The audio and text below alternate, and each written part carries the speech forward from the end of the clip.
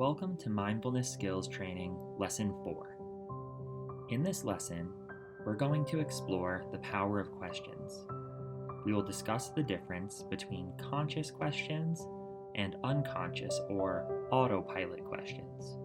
Remember, in mindfulness exercises, we are not judging what comes up. Simply notice what is happening with you as you practice the exercises. Let's start off by taking a moment to think about last week's homework. What did you notice about your own inner language? Were you surprised at how often you used fixed mindset or self-disparaging language? What did you feel when you tried switching over to self-affirming language? Take a moment or two to think about this.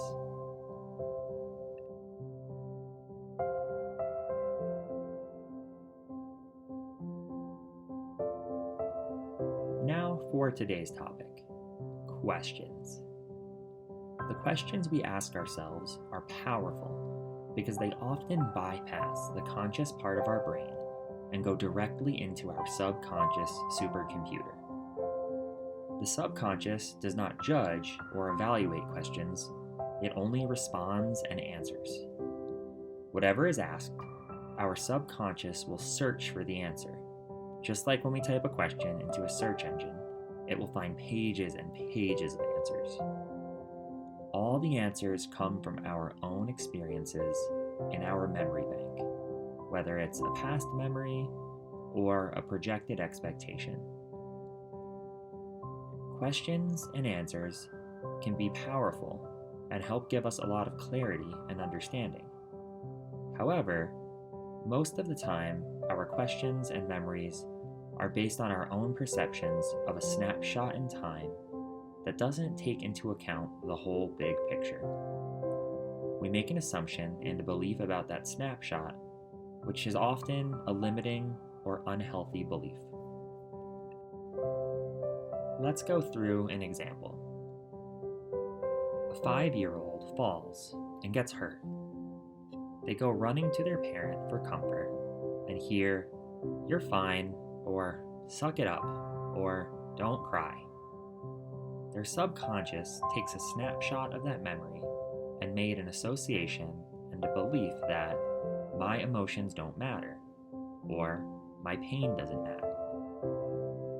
Years later, that same child, who is now an adult, seeks comfort from other people and gets a negative response. They continue to ask themselves, why don't people care about how I feel? The question goes through the subconscious mind, searching for any answer that could apply. That's where it pulls up that memory from when they were 5 years old. The now adult may not be conscious of that memory coming up, but the same emotions and beliefs of "I don't matter" that they felt and believed as a 5-year-old continue to run the same program in them today as an adult. The why question that they continue to ask doesn't take into account the fact that they were 5 years old at that time, and that their parent wasn't telling them their feelings didn't matter or that they didn't matter. Their parent was likely trying to comfort them the best way they could because they didn't want to see their child hurt. The issue with why questions is that they tend to keep our inner search engine focused on the problem. It keeps our non-judging, non-reasoning, subconscious part of our brain searching and searching from our past history, experiences, and beliefs as to answer our own questions. And it wants to give us many possible answers, so it will come up with not just one possible reason to our question, but many and many. Why questions keep us stuck in past-oriented, limited thinking and rarely resolve themselves in a positive way, especially since most of our beliefs were developed from a younger version of us who didn't have the whole picture yet. Becoming more mindful when we ask questions means doing so consciously and coming from a solution-based growth focus rather than a problem-based fixed mindset. For the remainder of this lesson, we will explore questions that we find ourselves asking over and over that lead us to experiencing more negative thoughts, feelings, and behaviors. You may remember from our last lesson, we want to speak to what we do want, not what we don't want. Speaking to what we want is directing the subconscious to focus on a mental image of the outcome we want instead of the outcome that we want to avoid. It allows us to come from a creative, solution-based mind rather than a limited mind. This idea absolutely relates to the questions we ask ourselves. What are some poor questions that you sometimes ask yourself? Many poor questions start with the word why. Some examples of these kinds of questions are, why does this keep happening to me? Why am I so stupid, or fat, or lazy, etc.? Why do I always blank? What's wrong with me? Why can't I figure it out? Why don't I blank? Why don't people care about me? Why do I keep ending up in the same situation? Why do I keep attracting bad partners, situations, jobs, etc.? Why can't I ever seem to move on? Why don't things work out for me? What are some of your own personal poor questions? Ones that you find yourself saying repeatedly. Take a moment to make a list and say a few of them out loud. Now that you've identified some poor questions, let's work on creating better questions. Better questions focus on the solution, not the problem. And they tend to start with the word what.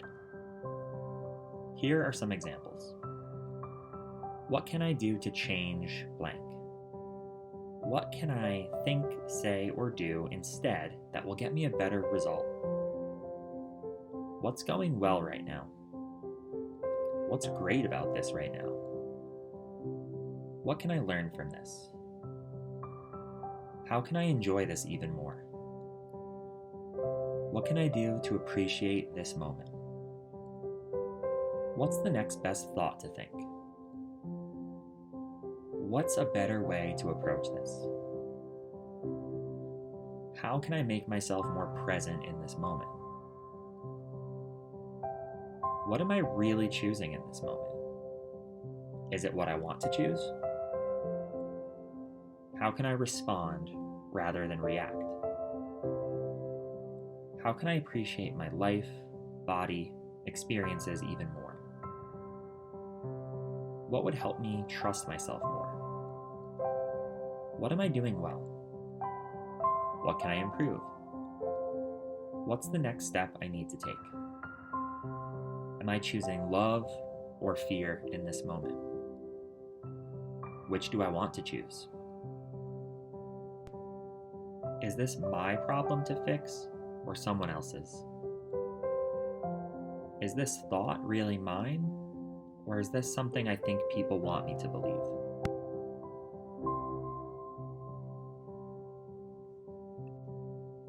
Your homework for this week is to notice the questions you find yourself asking.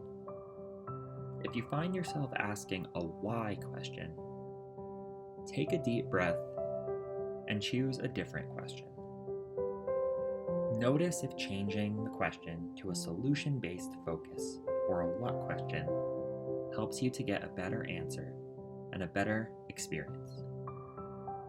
Notice this and journal about the difference between the emotions, thoughts, and behaviors you get based off of this type of question instead of a why question. Thank you for participating. We'll see you again for the next lesson.